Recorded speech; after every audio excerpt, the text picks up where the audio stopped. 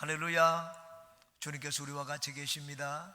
하나님이 함께 하시니 오늘도 우리에게 좋은 일이 있을 줄 믿습니다. 오늘은 누가복음 6장 27절에서 38절까지의 말씀 같이 보시겠습니다. 누가복음 6장 27절부터 38절까지의 말씀입니다. 다 같이 합독합니다. 시작. 그러나 너희 듣는 자에게 내가 이르노니 너희 원수를 사랑하며 너희를 미워하는 자를 선대하며 너희를 저주하는 자를 위하여 축복하며 너희를 모욕하는 자를 위하여 기도하라. 너희 이 뺨을 치는 자에게 저 뺨도 돌려대며 내 겉옷을 빼앗는 자에게 속옷도 거절하지 말라. 내게 구하는 자에게 주며 내 것을 가져가는 자에게 다시 달라 하지 말며 남에게 대접을 받고자 하는 대로 너희도 남을 대접하라. 너희가 만일 너희를 사랑하는 자만을 사랑하면 칭찬받을 것이 무엇이냐? 죄인들도 사랑하는 자는 사랑하느니라.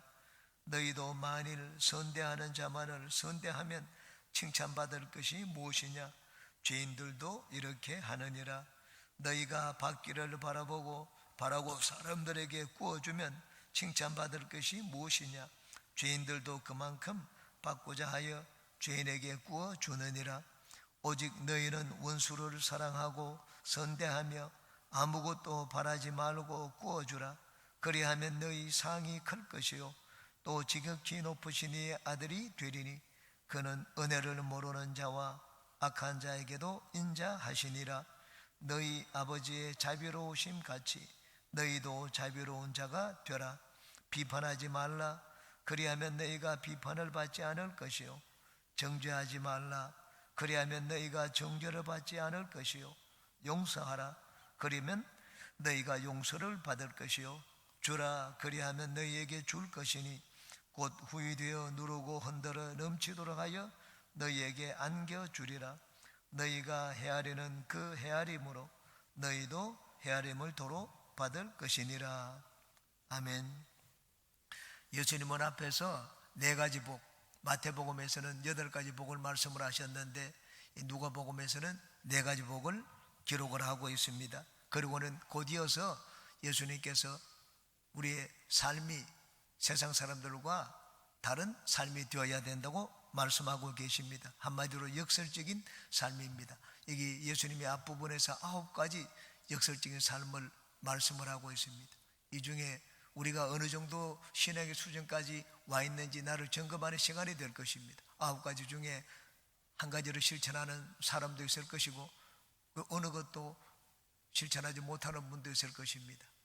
다 실천하기 어려운 말씀입니다. 그런데 이것이 바로 우리가 주님을 따르는 삶의 척도가 됩니다. 내가 어느 정도 신앙의 수준에 와 있느냐. 내가 30년 동안 예수님을 믿었다. 장로와 권세의 직분을 받았다. 그것이 나의 신앙의 척도로 보여주는 것이 아닙니다. 예수님이 말씀을 하신 이 역설적인 진리를 따르는 삶을 내가 과연 어느 정도까지, 어느 수준까지 따르고 있느냐. 그것이 나의 신앙의 정도로 보여줍니다. 우리는 내 신앙의 바른 모습이 무엇이며 그리고 신앙의 척도가 무엇인지, 기준이 무엇인지 이 말씀을 항상 마음에 새기며 살아야 됩니다. 당장 그렇게 되지 않을 수가 있습니다. 사람이 변화되는 것은 쉽지가 않습니다. 그렇지만 무엇이 옳고 어떻게 사는 것이 하나님이 우리에게 원하는 삶인지 그것은 항상 마음에 품고 살아야 될 것입니다. 이제 한 절씩 살펴보고 오늘은 나누겠습니다. 27절에서 31절까지는 역설적인 삶의 모습 9가지를 우리에게 보여줍니다. 27절 같이 읽겠습니다. 그러나 너희 듣는 자에게 내가 이르노니 너희 원수를 사랑하며 너희를 미워하는 자를 선대하며.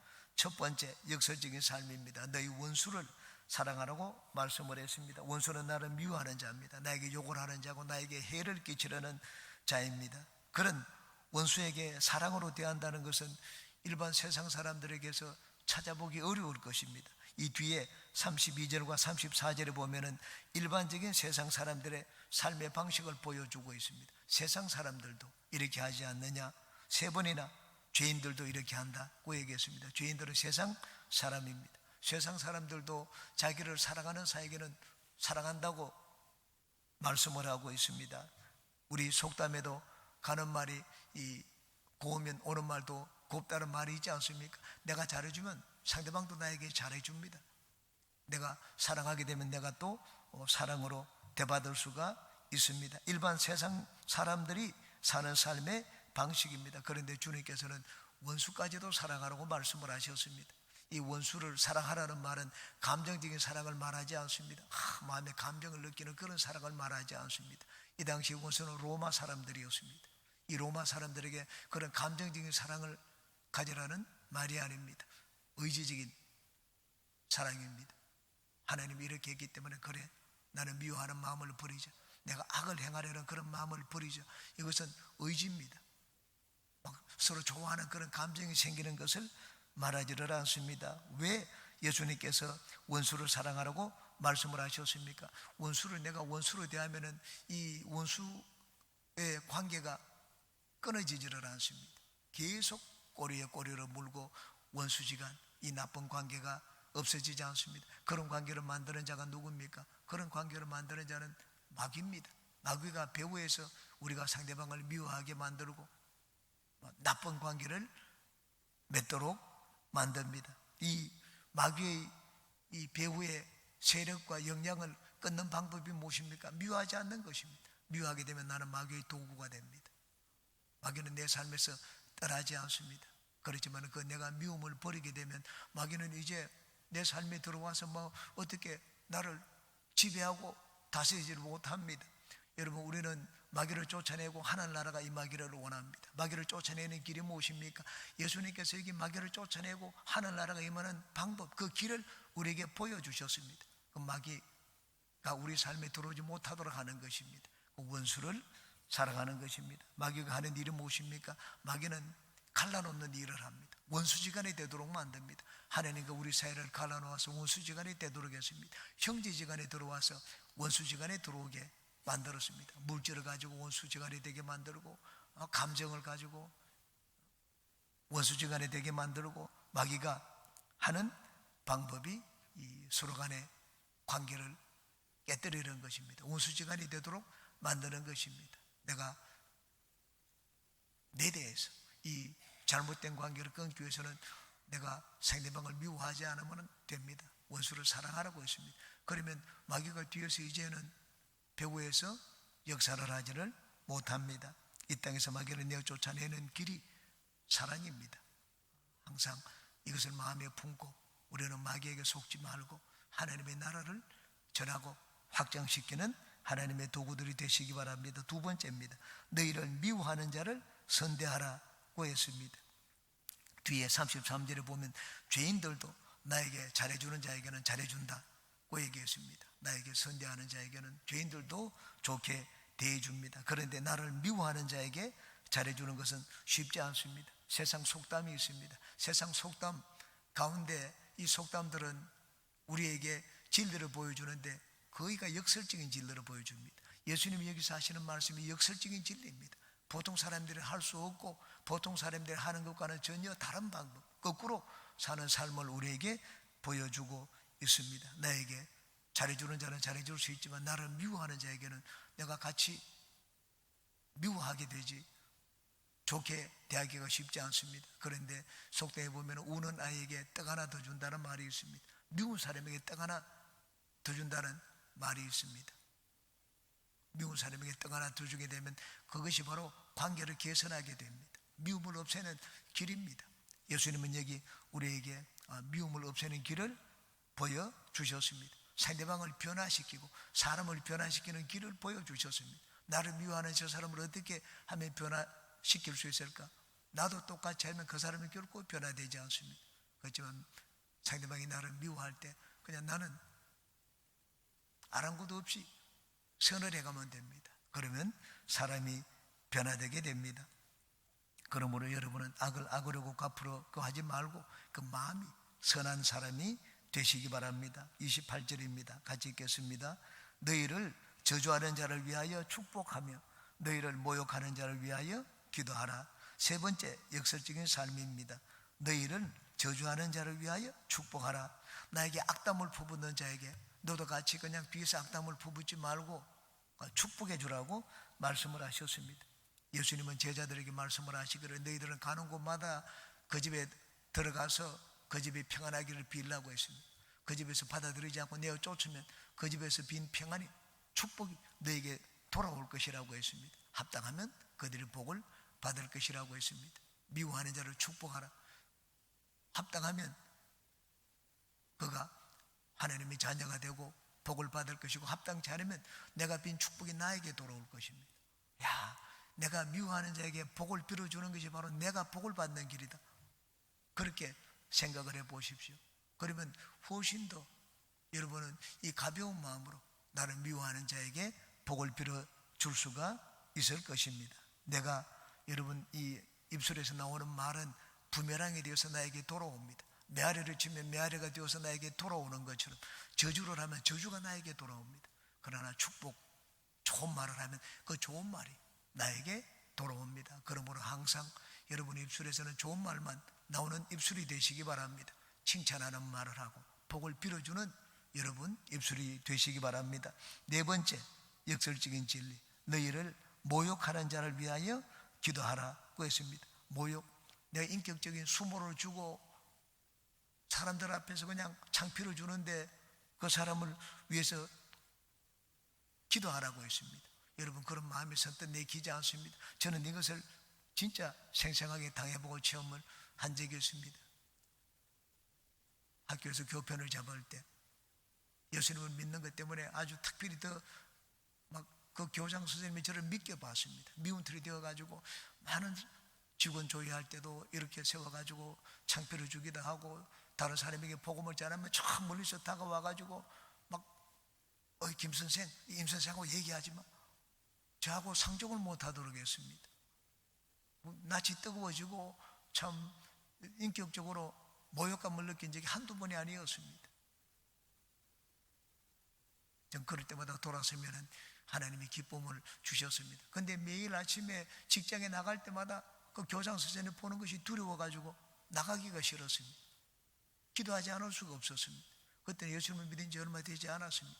엎드려가지고 기도하는데 처음에는 5분 기도하고 그 다음에는 10분 기도하고 15분 기도하고 1년이 지났습니다. 1시간 기도는 우습게 쉽게 하게 되었습니다. 여기 너희를 주저하는 자를, 너희를 모욕하는 자를 위해서 기도하라고 하셨습니다. 지나고 보니까는 왜 기도하라고 하셨는지 그 이유를 알 것 같았습니다. 하나님이 저를 기도의 사람으로 만드셨습니다. 내가 다른 사람을 위해서 복을 빌어도 주다 보면은 내가 하나님의 사람으로 변화되게 됩니다. 여기 이 역설적인 진리의 삶을 살라고 한 것은 상대방을 위해서가 아닙니다. 나를 위해서 하나님이 말씀을 하신 것입니다. 사랑을 베풀면 내가 사랑의 사람이 되고, 기도하게 되면 내가 기도하는 하나님의 사람이 되게 됩니다. 그러면 나중에 또 하나님의 상급도 받게 됩니다. 여러분은 예수님의 이 역설적인 진리의 삶은 상대방을 위한 것이 아니라 항상 나를 위한 가르침이다 는 것을 마음에 새기고, 이렇게 하다 보면 나에게는 좋은 결과가 생긴다. 내가 더 성숙하게 되고 내가 더 귀한 하나님의 도구가 된다 하는 그 생각을 가지고 이 말씀을 실천하는, 또 실천하기 위해서 노력하는 삶을 사는 우리 모두가 되시기 바랍니다. 29절입니다. 같이 읽습니다. 너희 이 뺨을 치는 자에게 저 뺨도 돌려대며 내 겉옷을 빼앗는 자에게 속옷도 거절하지 말라. 다섯 번째, 역설적인 삶. 내 이 뺨을 치는 자에게 저 뺨도 돌려대라고 하셨습니다. 기독교인은 뭐 맞는 것을 기뻐하고 즐거워하기 때문에 한 대 더 때려라, 이 맞는 것을 즐거워하기 때문에 뺨을 돌려대라는 말이 아닙니다. 이 이에는, 이 눈에는 눈으로 내가 대항하게 되면은 이 서로의 미워하는 관계, 분쟁이 끊이지를 않습니다. 나중에는 맞받아치다 보면은 큰 전쟁이 일어납니다. 나라 간의 전쟁이 일어나고 민족 간의 전쟁이 일어납니다. 인도의 간디, 영국에서 인도를 독립시킨 마하트마 간디는 원래 기독교를 좋아했습니다. 영국에 유학을 갔습니다. 영국에 유학을 갔는데 교회에서 간디를 받아주지 않았습니다. 못 들어온다. 백인이 아니면. 그리고 기독교인들의 이 행실에서 진짜 너무 많은 실망을 했습니다. 교회와 기독교인에게서. 그래서 간디는 마음에 굳은 결심을 했습니다. 예수님을 알기 위해서. 성경을 읽었는데 성경이 너무너무 좋았습니다. 성경의 가르침이 너무 좋았기 때문에 예수님을 더 알기 위해서 교회 나갔는데 교회가 이 간디를 받아주지 않았습니다. 그래서 자기는 평생 기독교와는 담을 쌓았습니다. 그렇지만은 예수님의 가르침은 좋아했습니다. 간디는 기독교 교인은 아니었지만은 예수님의 가르침을 기독교인들보다 더 철저하게 실천한 자였습니다. 자기 고향 인도로 돌아가고 난 다음에 영국에 대해서 영국이 학살을 하고 총알로 무기로 인도를 지배를 했습니다. 사람을 살상하기도 했습니다. 그렇지만 거기에 대해서 무기를 가지고 저항하지 않았습니다. 비폭력으로 무장주의 운동을 벌였습니다. 나중에는 인도가 무릎을 꿇었습니다. 비폭력 무장주의, 간디가 어디서 배웠느냐? 여기 있는 성경 말씀에서 배웠습니다. 뺨을 치는 자에게 다른 뺨도 돌려대라고 말씀을 했습니다.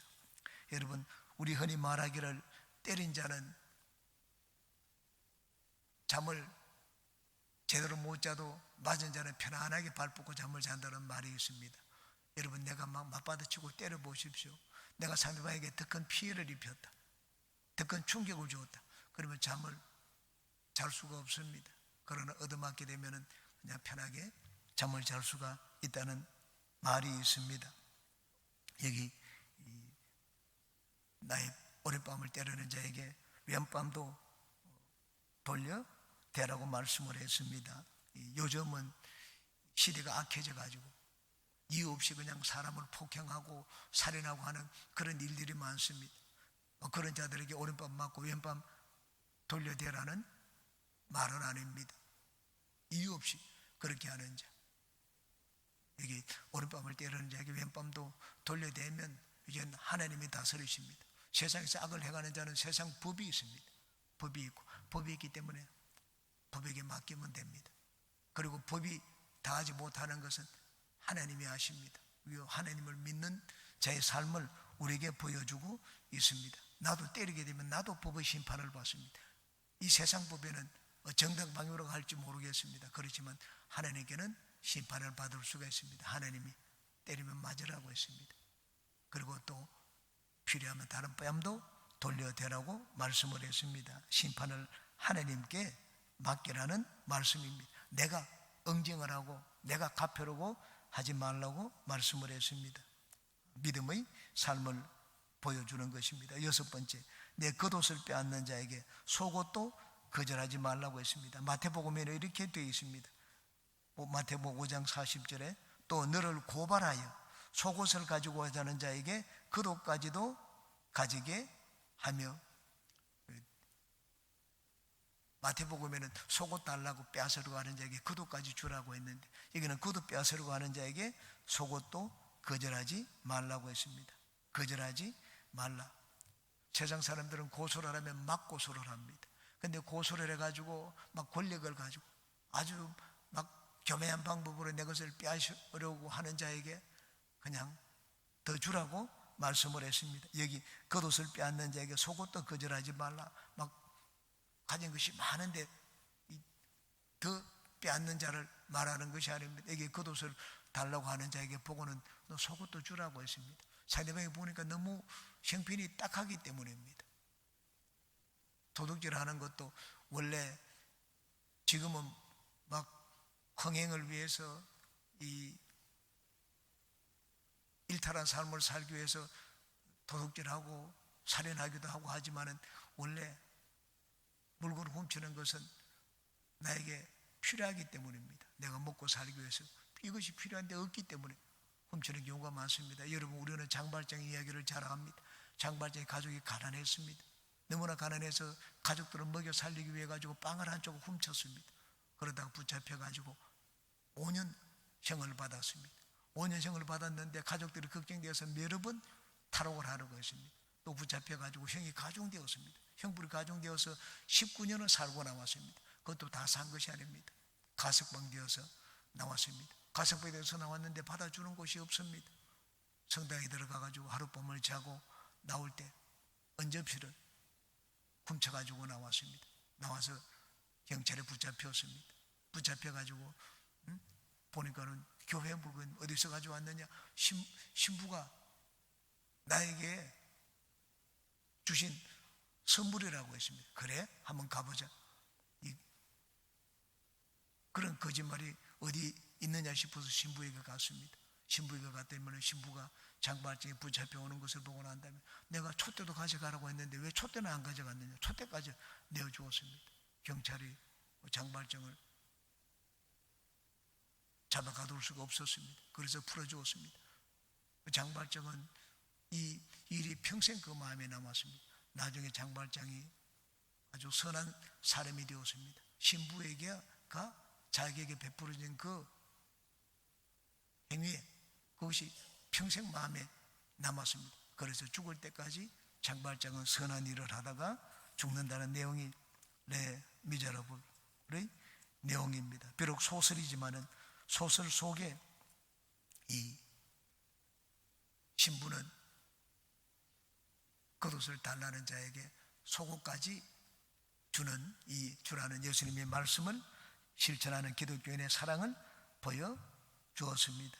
하나님을 믿지 않으면 이렇게 할 수가 없을 것입니다. 하나님을 생각해서 내 것을 희생해서 주면 하나님이 다 보고 계십니다. 그 사람도 변화가 됩니다. 선한 사람으로 자기 것을 나눠주는 사람으로 변화가 됩니다. 내 속옷 하나를 가지고 영혼을 구원하고 사람을 변화시키는 것보다 더 큰 상급이 어디 있겠습니까? 이렇게 하면 하나님께 상급을 받을 것입니다. 30절입니다. 내게 구하는 자에게 주며 내 것을 가져가는 자에게 다시 달라 하지 말며. 7번째 역설적인 진리의 삶입니다. 내게 구하는 자에게 주라고 했습니다. 내가 밥 사 먹을 돈이 없는데 밥 사 먹게 돈을 좀 달라. 그럴 때는 돈이 있으면 주라고 하셨습니다. 전 재산을 달라는 자에게 주라는 말이 아닙니다. 궁한 자에게. 보니까 너무 처근해 보입니다. 그런 자에게 자비를 베풀라는 말입니다. 사람들이 도움을 베풀지 않습니다. 왜? 내 것을 내놓지 않으려고 하기 때문입니다. 근데 재산에 너무 연연하지 않아 보십시오. 이건 내 것이 아닌데, 그리고 내가 이거 다 가지고 하늘나라 갈 것도 아닌데, 그렇게 생각하면 나누는 것이 결코 어렵지 않습니다. 여러분, 이건 내 것이라고 생각해 보십시오. 내 것이라고 생각해 보면 나누는 것이 굉장히 힘듭니다. 그러나 이건 내가 평생 가져갈 것도 아니고 또 내 것도 아니고 필요하면 하나님이 나에게 주실 것인데, 그렇게 생각해 보십시오. 내가 재물에 연연하지 않고 붙들고 놓지 못하겠다, 그런 삶을 살지를 않습니다. 다 하나님의 믿고 자비를 베풀라는 말입니다. 8번째, 내 것을 가져가는 자에게 다시 달라 하지 말라. 가져가는 자에게 도와주었으면 그것을 끝을 내라는 말입니다. 네 주문에 가져가시니까 그거 돌려줘야 되지 않느냐. 그 사람이 필요해서 가져갔는데 애써 달라고 하지 말라고 했습니다. 그러면 관계가 이게 금이 가게 되고 관계가 멀어지게 됩니다. 사람은 근본적으로 선하지 않습니다. 내가 지금 필요해가지고 상대방에게 돈을 좀 빌려달라고 합니다. 돈을 빌려달라고 처음에는 내가 높은 이자도 주겠다, 이자를 쳐서 줄 테니까 돈 좀 빌려달라고 합니다. 그래서 빌려줍니다. 얼마나 처음에는 그냥 고마워하면서 빌려가잖아요. 근데 나중에는 뒤에 보면 들리는 말이 다릅니다. 그 돈 빌려주고 난 다음에 그냥 높은 고리대금을 받더라, 뒤에는 그런 얘기를 합니다. 필요할 때는 와가지고 사정을 하고 도와줘서 고맙다는 말을 하고 뒤에 가서는 다른 말을 합니다. 그리고 좀 빌려주고 난 다음에 갚으라고 하면 또 마음이 달라집니다.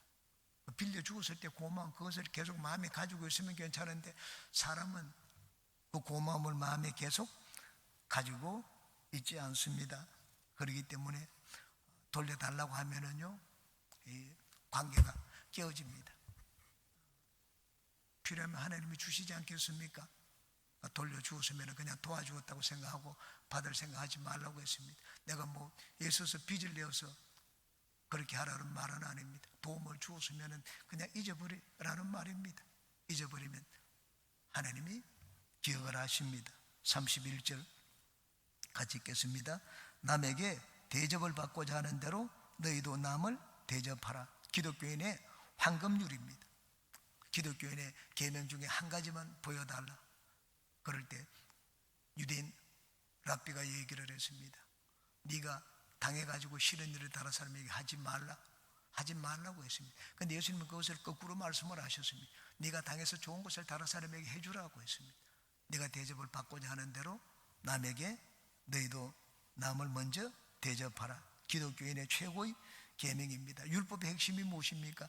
율법의 핵심은 하지 말라는 것입니다. 살인하지 말라, 도둑질하지 말라, 간음하지 말라. 그런데 예수님의 계명은 그렇지 않습니다. 하라는 것입니다. 사랑하라. 내 이웃을 내 몸같이 사랑하고 하나님을 사랑하고. 이웃에 대해서는 어떻게 하라고 하셨습니까? 네가 대접받으면 좋은 그대로 그것을 남에게 대접하라. 얻어먹으면 좋지 않느냐? 남에게 먼저 대접하라. 그렇게 말씀을 하셨습니다. 죄를 짓지 않는 것, 살인하지 않고 간음하지 않고. 죄를 짓지 않으려고 노력해서 우리가 죄를 짓지 않을 수가 있습니까? 우리는 죄에서 벗어나지를 못합니다. 죄에서 도망간다고 해서 죄에서 벗어날 수 있는 것이 아닙니다. 죄를 이기는 길은 선을 행하는 것입니다. 예수님이 이 죄를 이기는 길을 우리에게 보여주셨습니다. 구약에는 우리가 하나님 앞에 설 수 있도록 죄 짓지 않도록 하는 길을 보여주었는데 예수님은 그 죄를 이기는 길을 우리에게 보여주셨습니다. 그것은 선을 행하고 내가 적극적으로 선을 행하며 사는 것입니다. 그러므로 우리는 우리 남은 인생 예수님을 알게 되었으니까 첫째는 영혼 구원을 위해서 애를 쓰고 두 번째는 선을 행하며 사는 우리의 삶이 되시기를 주님의 이름으로 축원합니다. 오늘은 거기 31절까지 같이 하겠습니다. 예수님이 하신 이 말씀은 결코 쉬운 말씀이 아닙니다. 그러나 이 말씀을 내 삶에 비추보면 내 신앙의 수준이 어느 위치에 있는지 내가 나를 가늠할 수가 있습니다. 다 주님 말씀을 항상 이 9가지 말씀을 마음에 새겨서 할 수 있는 대로 이 말씀을 실천하며 사는 우리 모두가 되시기 바랍니다.